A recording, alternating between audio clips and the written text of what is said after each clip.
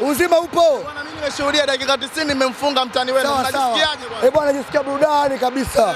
Ninachoshukuru wachezaji wangu nimewaona na kikosi changu ninacho. Naamini nikiingia kwenye ligi hamna kunishika. Ila la mwisho nataka nimpongeze Engineer. Akitaka kuoa mke wa pili aje Chanika. Na dada yangu Akizalamo aje tumika na mtu yoyote yule. Kwa nachomshauri Engineer kama anataka kuongeza mke wa pili na dada yangu Akizalamo Chanika hajawahi kutumika.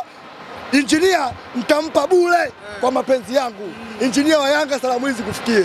Asanteni sana. Bwana kabla hujaondoka mimi nataka kuzungumza kitu kimoja bwana. Ndio kabisa. Mlianza mara ya kwanza, ya pili, ya tatu, ya nne, ya tano mkamaliza mkono wa kwanza. Sasa hizi mnaenda kuandika tena mkono wa pili. Ndio ile kauli ya Haji Sunday Manara mara 10 mfululizo kumfunga mtani wenu. Yaani mpaka mama aondoke.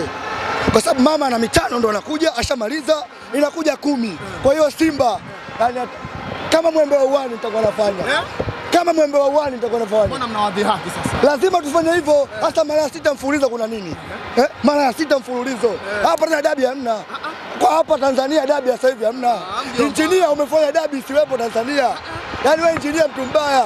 Uje uchukue mke wako wa pili. Yale maneno ya Alikamwe ya kusema ya kwamba mpinzani wao ni Azam na wala si Simba Sports Club ni kweli? Alikamwe nenda nikasema kakosea. Azam mtoto mdogo sana. Hawezi kwa dabi kama dabi na mimi. Azam wani kae mbali. Huyo Ibenge Christmas Afriki. Tupo hapa. Huyo Ibenge Christmas Afriki. Bwana mmemfunga mara ya kwanza hii. Tutarajie tena mara zingine 2 kwenye ligi kuu Tanzania bara mnafunga tena mtani. Nakwambia kama mwembe uwani. Tena mwembe huu sio kwa msimu.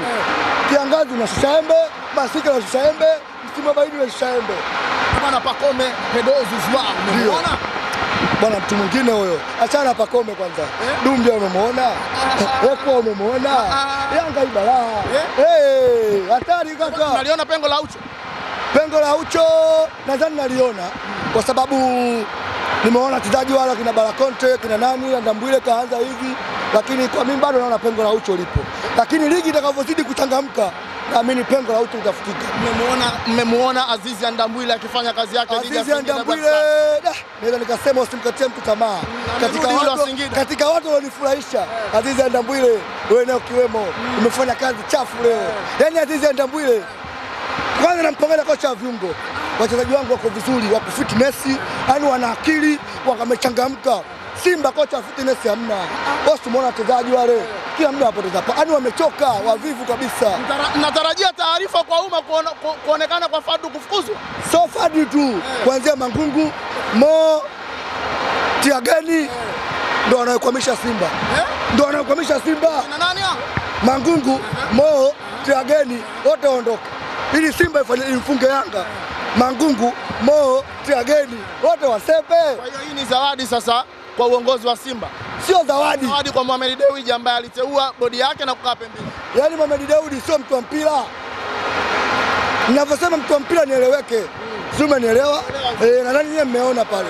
Haiwezekani wewe utajiri wachezaji. Wewe uko na Dubai huko. Umsajili mtu huko yupo za Kemali. Hujamuona. Unaniona ambiwa tu bwana nataka huyu. Lakini mmemwona Engineer anavyopointi watu. Bwana ukikutana na shabiki yoyote wa Yanga wa Simba Sports Club kwa sasa unamwambia kitu gani? Hamia Yanga. Hamia Yanga mipango ya Rajiga. Hamia Yanga. Hamia Yanga. Mipango ya Rajiga. Mipango ya Rajiga anafanya nini pale? Kama kuonewa Yanga. Hawamjangalia mpira waandishi. Bora bwana. Kwa mimi nashukuru sana. Lakini Engineer ana zawadi yake. Na dada yangu mbichi. Engineer kama anakuongeza mke wa pili aje Chanika. Shukrani sana. Nashukuru ndugu zangu.